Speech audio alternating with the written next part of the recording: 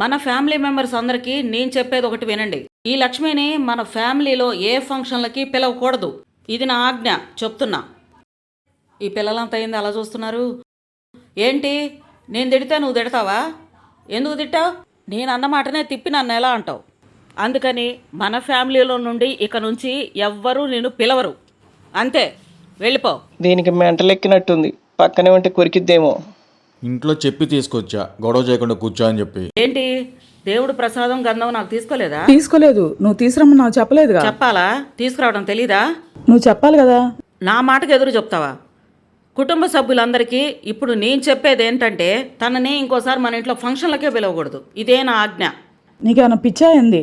పిచ్చి పెట్టిందో ఏమో, ఏందేందో మాట్లాడుతుంది. నా మాట మీరు ఎవరూ తనని పిలవకూడదు. పిలిచారంటే మీకు అదే గతి. నీకేమైనా పిచ్చా ఏంది? మళ్ళీ మళ్ళీ నా మాటకు ఎదురు చెప్తున్నావు. ఇప్పటి నుంచి తనతో మాట్లాడబాకండి, అంతే. దీని పక్కన కూర్చోవటం నాది తప్పు. అమ్మ, నా కాలు దొక్కకుండా పోతాడేందిడు. వినండి, ఇప్పుడు పరిగెత్తాడు కదా ఆ పిల్లోడిని మీరెవరు ఉండరా. నిన్ను నా కాలు దొక్కుతావా? ఈ పిల్లోడిని మన ఇంట్లో ఎవరూ ఎత్తుకోకూడదు. ఇదే నా తీర్పు. లేకపోతే పిల్లలకు కూడా భయం లేకుండా పోతుంది. నేను కూర్చున్నాను ఇక్కడ, చూసుకునే పని లేదా? ఏంటి గోల మాకు? ఏంటి మీటింగ్ పెట్టారు? నువ్వు మాత్రం మా ఇంట్లో ఏ ఫంక్షన్లకి రావద్దు. పో ముందు నువ్వు. అవునవును, అంతే, ప్రశాంతంగా ఉండొచ్చు. నా ఇంటి నుండి మిమ్మల్ని అందరినీ వెలేస్తున్నాను, పండి.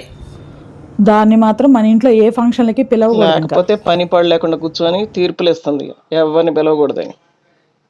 నానా, అందరూ నువ్వు మాట్లాడద్దు వెళ్ళిపో అంటున్నారు నానా. నువ్వు మాట్లాడే మాటలకి నీతో ఎవరు మాట్లాడతారు చెప్పు?